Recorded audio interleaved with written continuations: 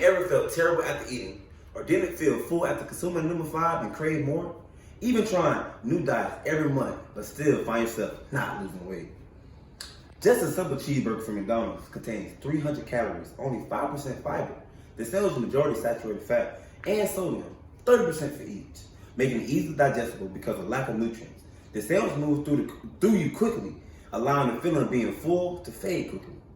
According to the Dietary Guidelines of America, 2020, 8th edition, you should limit your saturated fat to 10% to support healthy body weight and avoid chronic disease because high intakes of sodium and cholesterol is a heart attack waiting to happen. Processed food causes a variety of complications like digestive disorder, obesity, and diabetes. And the worst part, you probably didn't receive all the nutrients you paid for. Even in the good parts of the cheeseburger, so you would say, for example, the onion. It's so processed by the time it reaches your stomach, it's considered empty calories. By just growing ourselves, complications can be prevented. Like that onion, even when we shop at the grocery store, that the transition from store to farm, that weight alone causes loss of nutrients. Studies show that fresh produce loses 50% in nutrients in a week. In addition, in some cases, do more harm than good. People who eat processed food are more likely to get diabetes and obesity. A projected 629 million people in the world will be living with diabetes in the year 2045. According to the book of Nutrition Changing the World, page 115, processed food contains excessive sugar and sodium. Excessive blood sugar causes diabetes. Overusing the blood vessels manifesting as inflammation. Your blood vessels everywhere in your body, so damage to the eyes, kidney, nerves, and sexual organs will occur. Insulin suppresses the release of blood sugar from the liver to the blood. And in diabetes, insulin is lacking. Allowing too much sugar in the blood, the cells that make insulin are destroyed by the body's immune system because the cells of the body are resistant to its actions, leading to a more deficiency of insulin that typically progresses until it's completely absent. Processed food is meant to be easily acceptable, but the problem is it's obesity's biggest contributor. Obesity is a global pandemic and America's #1 health crisis. According to Chapter 11, page 354, Nutrition Changing the World, obesity has been linked to a lot of health problems. To name a few, cardiovascular disease, dementia, and certain cancers. Only tobacco uses cause more premature death per year, while obesity-related cancers account for about 40% of all cancers diagnosed in the United States annually. Furthermore, we can prevent diabetes and obesity for future generations by teaching to grow. By doing so, we know exactly what we are putting in our bodies and how much. Pollution from factories is still a big problem, and now we must worry about the farmers' pesticides, which is a form of polluted food. Health complications from pesticide poisoning include memory disorder, some cancers, and Parkinson's.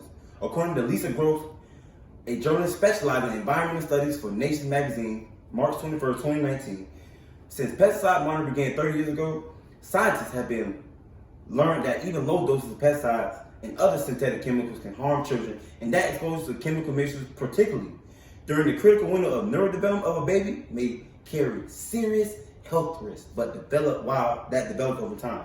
70% of U.S. produce harbors traces of pesticides.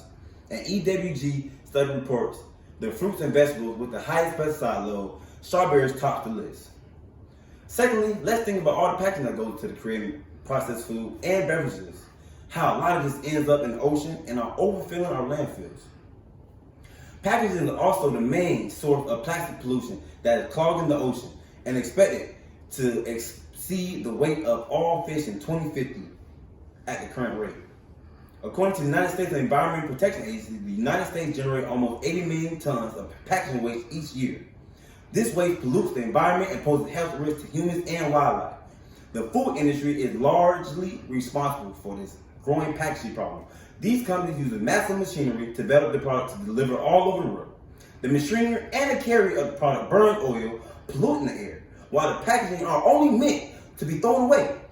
And in that process causing more pollution, further damaging our planet. I truly believe in the old saying, he who plants a tree plants hope. The energy it requires to grow your own food is worth saving our planet. In short, walking to our backyard requires less energy and give off no pollution to the earth, all while bettering your health in the process. Growing food can be easy with the right guidance and a great activity to get out the house while helping the environment and your health. According to the book All You Can Eat in 3 Square Feet, written by DK, January 26, 2015, the smaller your grow, the easier it is to maintain. As long as the seed is in the soil, with a little responsibility, it will grow, creating a raised bed from cinder blocks or anything creative. With the soil in them can give you anyone a garden in any living situation. All you have to do is know what grows best in your situation. For example, sunny states like ours, you have to know your have to water your plants often, because fruit like tomatoes ripen more quickly in the full sun, whereas leafy plants grow better in the shade.